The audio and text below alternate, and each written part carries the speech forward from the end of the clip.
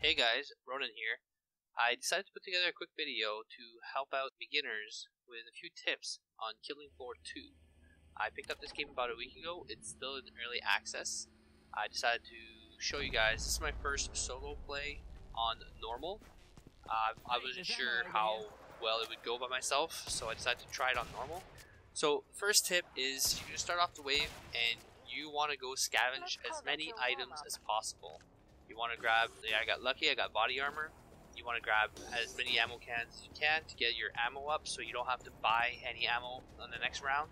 As much money as you can save in the beginning to either help out a friend, because this game is very co-op heavy. So as much ammo as you can get or items so that you can share with your teammates or sell them at the trader at the end of the round so that you can buy a more powerful weapon early on. Like I said, this game is very team oriented. You want to share, you want to help out as much as possible because you are only as strong as your weakest link. Now, I'm just going to go around and grab as many items as I can and not kill all of the zombies.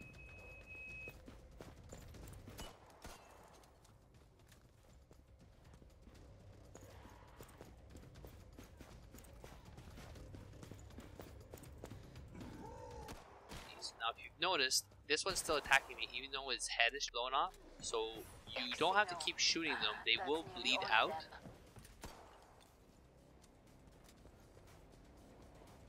Shooting him in the head once, there you go, he's down. That one died kind of quick, so it's a bad example, but they will keep attacking you and moving, so they can still be a bit of a problem in giant waves. Shoot his head off, walk away, and he's gonna die eventually. You're gonna see the counter just went down to 1. Now I'm on the last ad. It's very easy to kite one ad, even though they do teleport. So you want to go around and grab as many items as you can. You can only carry 15 weight. So one of the things you could do is, if you run out of weight, is go near the trader, because you can see at the top left the trader and then the meters. That's your distance from the trader.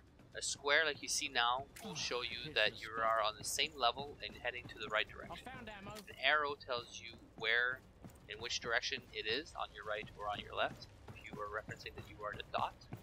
If the arrow is pointing down, it means it's a level below you, and if it's pointing up, it means that you have to go up at least one level to be on the same level as the trader. Now you want to be there because you want to minimize the amount of time you spend running to the pod so that you can actually buy the gear that you want. Now I'm full, I couldn't grab the katana right there, which sells for 100. Every item you pick up really sells for 100. The reason why ammo cans are great is that they also give you a grenade and 1 clip for every weapon. There I shot the window so that later on when I get near this area, if I need to, I can run through the glass and not have to shoot out the window if I'm running backwards. So that way, while kiting, this can prove useful. Now I killed the last one and I'm kind of far from the trader, so this is a bad example. But I have plenty of items, so I already have 600. I need 650 for my next tier weapon.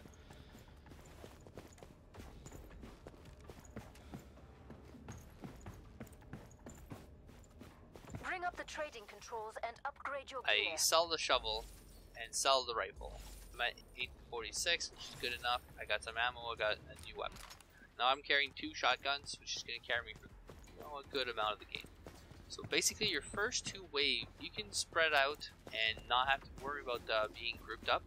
Because the first 2 waves are generally just the lower level zombies. They're very easy to deal with. Unless you start playing on harder difficulties like Suicidal or Hell on Earth. So grab as many items as you can. Make sure you communicate. Communication is key in this game. You want to communicate and stay as a group. There's a spare piece of body armor. If I was by myself, I would call it out. I can't pick it up. And that's worth 300 dosh in this game. Dosh is the currency. There are 4 classes in this game. Get familiar with them. They offer different playstyles and different weapons as you're leveling. But every class can use every weapon. Every class can use the medic gun to heal. It just means that as a medic you will heal for more. You don't have to be a medic to heal people. So it's good to get the medic pistol when you're in multiplayer. I personally like the pistol. It's actually pretty strong. And you can heal other people with it. It only weighs 1. Pretty much fit it in almost any build. Always make sure you have yourself a way out. Sometimes your way out, you have to fight through a bit of a wave. Don't leave yourself with only one way out, because then you won't be able to fight your way out. Always have at least 1 to 2 ways to be able to get out. Being in a place where there's only 1 or 2 way out is generally going to lead to your death. Always aim for the head. I don't think I've encountered one where you just aim for another weak point, because as soon as you blow their head off, they are going to bleed out. Here, I'm just going to run around for the last time to grab some more items.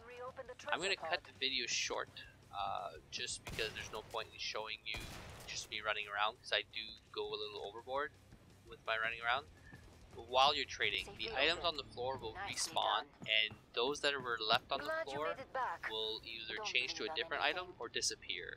So during the trading phase, make sure you pick up as many items as you can, because they will just go away and you won't be able to get them anyway. So this is a good way to get some ammo and grenades, so you don't actually have to buy grenades at first, which is why the autofill is an expensive option that is not typically the best one to get. Just max fill your ammo. Here I throw away my shotgun because it's fully loaded. Grab the other shotgun during the trading, because I did this while during the trading phase. That shotgun will stay on the ground. So if you get good at it, you could actually technically have a spare weapon, although you don't need to, especially not in single player. But for like the boss wave, you will more than likely want to do this so you don't run out of ammo and end up having to run away and try to find an ammo can, and then you end up dying. Especially the boss is pretty rough in this game. Another thing I want to cover is you can drop Dosh, which is your currency again. You can drop that by pushing default G. So if somebody asks for money, or you have some spare that you can give somebody else, because that can greatly help them. If you want to drop your weapon, you push backspace default. That can also greatly help an ally, because you want to have your team to be as best equipped as possible, especially when you start dealing with Skrakes. Any other zombies until Skrakes and Flesh Pounds are fairly easily dealt with. Aim for the head. Z time actually improves your damage. Z time happens when you get a headshot, and that time can be used to look around you, because you will shoot at a slow rate, a slowed down rate. Everything will be slowed down for your movement except your look speed. So when that happens, you should use that time to look around to make sure you have a safe spot if you're starting to get overwhelmed, and then start trying to kill off as many of them as possible, because Z time can become a chain. I'm going to fast forward to how to deal with Skrakes. Here, I found a Skrake. Now, he is easily kiteable. You can just run, ignore him until he's enraged. Once he's enraged, you can no longer ignore him, because he will outrun you no matter what class you are, and I'm pretty sure even at level 25, Medic cannot outrun an enraged Skrake. What you want to do is try to make him so he's by himself, or at least you're in a secure enough location that you won't get beaten on. As long as he's not enraged, just take your time. There's no rush. If you're in a group, make sure everybody is grouped up and ready to deal with a Skrake. Zombies deal more damage to more players around in the game, and they also have more health. Now I have a Siren to deal with. I didn't notice her at first. I'm just gonna kill her off. Alright, since this is all normal, I took a lot less damage than I should have, and I'm by myself. So, what I wanted to do here, this is kind of a bad area, making things in the way. He's the last one standing in the wave. Now, I'm going to pick him off, because I wasn't sure how much damage it would take to kill the Skrake by myself. So I did a little bit of overkill, but if you're on a harder difficulty, this is what you'd want to do, especially by yourself.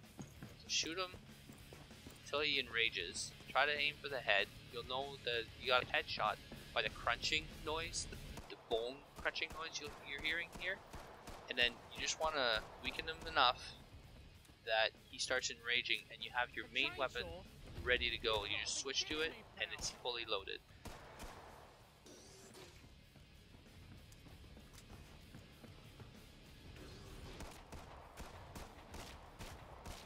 Shoot him once. I know he's enraged. Close the door. and just empty the clip on him. Come see me. Now it's good to have two weapons, two strong weapons, to have ready to just unleash on him because they are quite powerful, especially in multiplayer. Scrakes and Flesh Pounds are the ones that you have to worry about. Flesh Pounds take priority. You want to kill those before you start enraging a Scrake. Scrakes are, like I said, are easily dealt with until they enrage. If a Flesh Pound appears in multiplayer, don't just attack it right away. Make sure you group up and that your team is ready to deal. So now let's look for a Flesh Pound. Actually, here there's another type I encountered that can prove, I'm not sure their name, Scorch potentially. They can deal a lot of damage because they can snipe you essentially from across the map. As long as they see you, they can shoot that rocket they have, and it deals a lot of damage. Okay, let's keep looking for a Flesh Pound. Do I have one? Flesh Pounds you can't really wait and kite. This is normal, so I did manage to kite it a little bit. And you'll hear, once they spawn, you'll hear the loud noise that they make. So here's a Flesh Pound. Okay, so I have one that's chasing me. I'm just clearing off a bit of a path. He's not enraged yet. When he enrages, he rages for 10 seconds. You cannot outrun him in that 10 seconds. When he's yellow, and I believe he alternates every 10 seconds between phases. Normally he would deal a lot more damage. This gives me a little bit of time to get some distance from him and clear a path. I close the door, bought me a little bit of time, now I'm ready. Just start unleashing on him. Always try to aim for the head. Here, I managed to get him. I'm surprised, because in multiplayer, they take a lot more damage to go down. So I think I just killed him. There we go. I got lucky. I have an A12 or an AA12. These weapons are just ridiculously strong to deal with those. So having a support character in your group, or at least somebody that is carrying an AA12, will greatly help dealing with Scrakes and the Flesh Pounds. The Flesh Pound is coming.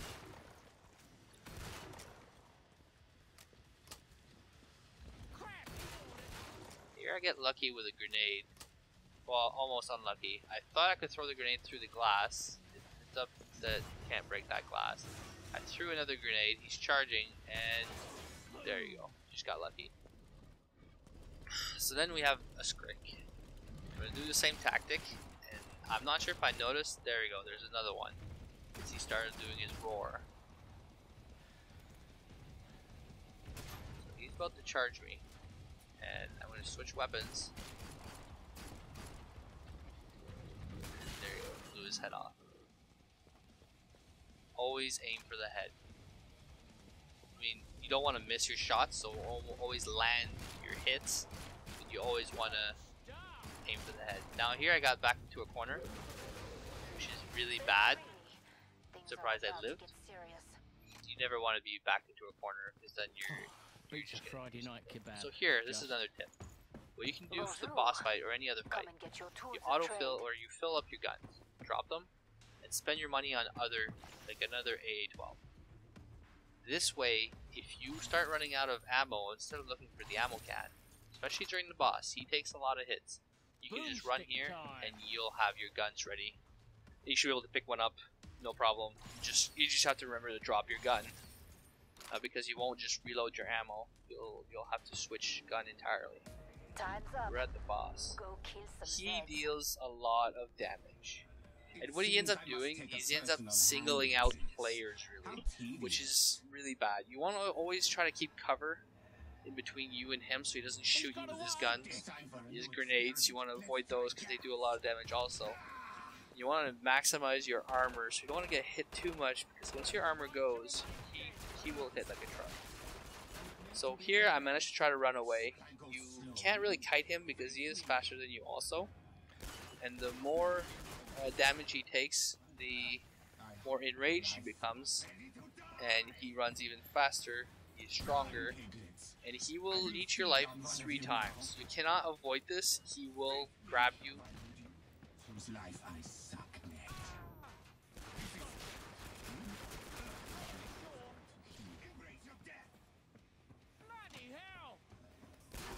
this is where welding doors becomes a pain, because I forgot I had welded that door, and that gave me that took away one of my ways out. He just leached my health, and he also summons lesser Zeds with him, which will come if you don't let him leech you fast enough. He'll just summon more and more. So now I'm just trying to live. He's doing a lot less damage than I anticipated. This is the first time that I was playing solo play. There's a few enemies there. I got lucky with the cloaked one was following me. I ran out of ammo, I believe, with my main gun, so I have to go get the other one.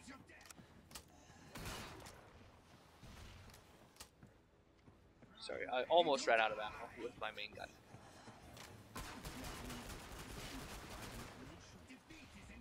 Now he leashed me for the second time, and again, you cannot avoid this. Somebody has to get leashed. You might as well do it faster.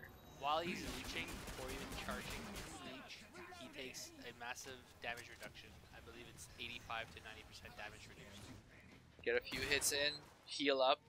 If you're playing multiplayer, ensure that somebody's healing. Throw a healing grenade at his feet. Spam your healing guns, whether you're a healer or not.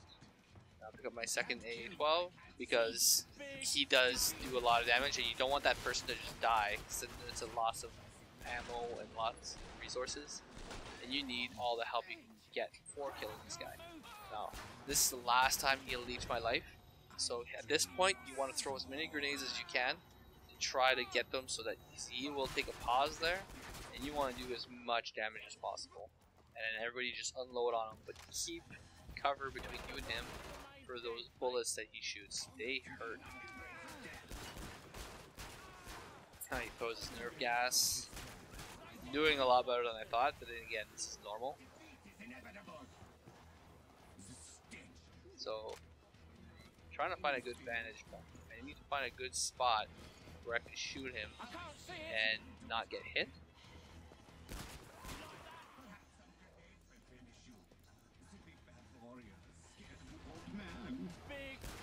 And this is where elevation comes in handy.